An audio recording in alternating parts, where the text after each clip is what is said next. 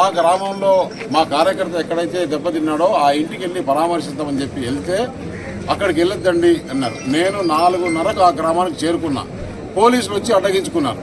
మీరు వెళ్ళొద్దండి, ఇక్కడ బూడిముత్యాల నాయుడు అక్కడే చేరేసుకొని కూర్చున్నాడు వాళ్ళ ఇంటి దగ్గర, ఆ అబ్బాయిని చంపేస్తారు, మీరు వెళ్ళొద్దండి, మీరు వెళితే ఇక్కడ ప్రాబ్లం అవుతుందని. సరే, నేను ఇక్కడికి వచ్చిన తర్వాత వెళ్ళొద్దని చెప్పే హక్కు మీకు లేదు అని చెప్పేసి నేను అక్కడే కూర్చున్నా. నేనేం ఎక్కడ కూడా మీడియా చూస్తున్నారు. మీరు కావాలంటే వాళ్ళని కంట్రోల్ చేసుకోండి, ఏమైనా చేసుకోండి. నేనేంటి మా కార్యకర్త ఇంటికి పోవద్దని చెప్పేసి ఒక అభ్యర్థిగా నేను వెళ్తే మీరు చూశారు కదా ఏం జరిగిందో. పోలీసు వచ్చి డిఎస్పీ వచ్చి మీరు ఇక్కడ ఉంటే ప్రాబ్లం అని చెప్పేసి నన్ను పోలీసులు బలవంతంగా తీసుకొచ్చి పోలీస్ కార్ ఎక్కించారు. ఇది ఎక్కడి న్యాయం? అంటే ఎక్కడున్నాం మనం? నేను ఒక అభ్యర్థిగా, నేషనల్ పార్టీ అభ్యర్థిగా, భారతీయ జనతా పార్టీ అభ్యర్థిగా, ప్రధానమంత్రి నరేంద్ర మోడీ ప్రతినిధిగా ఇక్కడికి వచ్చి మా భారతీయ జనతా పార్టీ కార్యకర్త అతన్ని కొడితే అతన్ని చాలా ఇబ్బందులు, కాళ్ళతో చెప్పులతో కొట్టారు డైరెక్ట్గా బూడిముత్యాల నాయుడు. అతన్ని పరామర్శించడానికి నేను వెళ్తే ఆ గ్రామంలో నేను ఉన్నంతసేపు ఏమీ చేయలా. ఎప్పుడైతే పోలీసు ఈ 5-6 మంది అక్కడ 5-6 మంది పోలీసు నన్ను మొత్తం ఎత్తుకొని జీపులో పడేస్తే అప్పుడు ఏం చేశారు, వచ్చి మొత్తం జీపు చుట్టుకున్నారు. జీపు చుట్టుకొని అక్కడ గొడవ చేసి మొత్తం కార్లన్నీ ధ్వంసం చేశారు. ఇదంతా కూడా అనకాపల్లి ప్రజలకు తెలియాలి. అంటే నేను ఒక మాట అక్కడ చెప్పినంటే తెలుగుదేశం కార్యకర్తల చేతగాని వల్ల, భారతీయ జనతా పార్టీ కార్యకర్తల చేతగాని వల్ల, జనసేన కార్యకర్తల చేతగాని వల్ల ఈ ఎలక్షన్ టైంలో ఇది మంచిది కాదు, law and order problem create చేయకూడదు అని పోలీసులకు సహకరిస్తే అప్పుడు వీళ్ళు రెచ్చిపోయి నేను అడుగుతున్నా పోలీసు వాళ్ళని. నేను ఆ గ్రామంలో దాదాపు 3 గంటల సేపు ఉంటే అక్కడ ఉద్రిక్త ఉందని మీకు తెలిసి నన్ను వెళ్ళొద్దని చెప్పేటప్పుడు నేను అనకాపల్లి ఎస్పీకి చెప్పాను, డిఐజీకి చెప్పాను, డిఎస్పీకి చెప్పాను.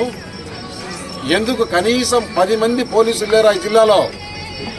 ఈ జిల్లాలో కనీసం 10 మంది పోలీసులు లేరా అంటే అతను ఒక డిప్యూటీ సీఎం, అతను ఏమి చెబితే అది జరగాలని పోలీసులు మీరు వారి మోకాళ్ళ చేతుల కింద నీళ్లు తాగుతున్నారంటే ఇంతకన్నా సిగ్గుందా మీ వ్యవస్థకి?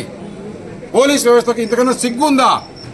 నేను ఒక భారతీయ జనతా పార్టీ అభ్యర్థిని, 12 సంవత్సరాలు రాష్ట్రసభ చేసిన క్యాండిడేట్ని, నాకే అక్కడ రక్షణ లేకుంటే మాడుగుల్లో ప్రజలకి మీరు ఏ రక్షణ ఇస్తారు?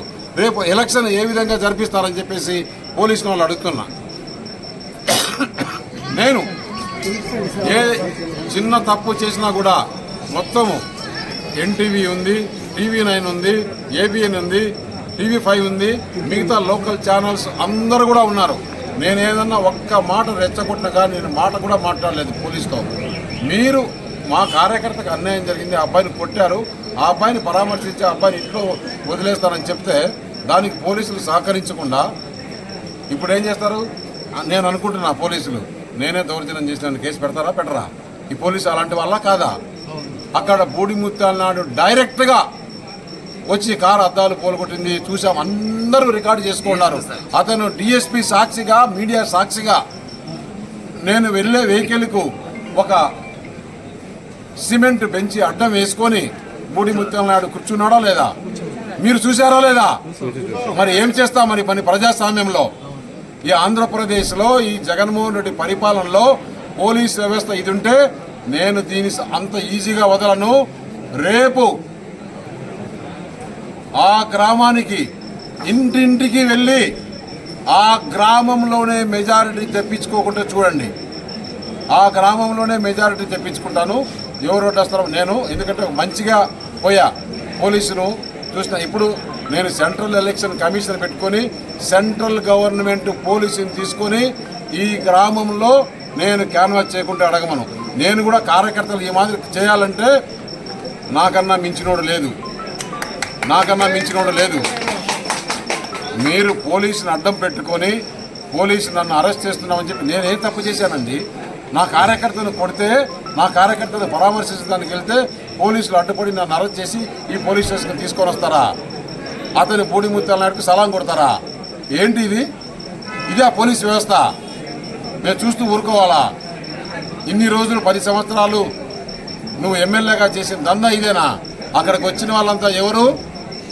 ప్రతి ఒక్కరి ఫోటోలు ఉన్నాయి. అక్కడంతా ఇసుక దందా చేసి ఇతని కింద పనిచేసి అవినీతిలో సంపాదించుకున్న వాళ్ళందరూ అక్కడికి వచ్చి ఈరోజు పోలీసులను కొట్టారు. పోలీస్ వెహికల్ పగలగొట్టారు. మా వెహికల్స్ అన్ని ధ్వంసం చేశారు. అయితే ఏమవుతుంది? పోలీస్ అంటే ఈరోజు అనకాపల్లి ప్రజలంతా గమనించాల్సింది ఒకటి, నేను ఇన్ని రోజులు 40 రోజుల నుంచిగా ఎంత పీస్ఫుల్గా, ఎంత పగడబందీగా అందరికీ నమస్కారం పెట్టుకుంటూ నాకు ఓటు వేయండి, అనకాపల్లి అభివృద్ధి చేస్తానంటే ఏ విధంగా ఈరోజు బూడి ముత్యాల నాయుడు ఒక ఫ్రస్ట్రేషన్లో అతను డిపాజిట్ రాకుండా ఓడిపోతాము, తల్లి వచ్చి నువ్వు చేసే పని మంచిది కాదంటే తల్లిని కొట్టాడు. కొడుకు వచ్చి నువ్వు చేసే మంచి పద్ధతి కాదంటే కొడుకుని కొట్టాడు. బామర్ది సొంతం భార్య తమ్ముడు గంగాధర్, అతని భార్య ఎవరైతే అతను చంపాడో ఆ భార్య తమ్ముడు గంగాధర్ అతన్ని కొట్టింది. అతను బీజేపీ కార్యకర్త. అతనికి పరామర్శించడానికి నేను వెళ్ళిపోతే ఈ మాదిరి చేస్తే పోలీసులు ఏమి చేస్తారో చూద్దాం. ఉదయం జరిగితే ఇంతవరకు కూడా బూడి ముత్యాల నాయుడు కాదు, అతని కారు ధ్వంసం చేశారు. ఉదయమే అక్కడ మోటార్ సైకిల్ ధ్వంసం చేశారు. ఒక డ్రోన్ ఉంటే ఆ డ్రోన్ ధ్వంసం చేశారు. వాళ్ళ ఫోన్లు స్వాధీనం చేసుకున్నారు బూడి ముత్యాల నాయుడు మనుషులు, బూడి ముత్యాల నాయుడు. ఇంతవరకు పోలీసులకు చెప్తున్నా, ఒక డజన్ గాజులు తీసుకొని లేకుంటే ఏం చేయాలి? మరి నేను ఏమి చేయాలి? ఏంటి ఇతను ఈ పోలీసు వ్యవస్థ? రేపు చూద్దాం. సీఎం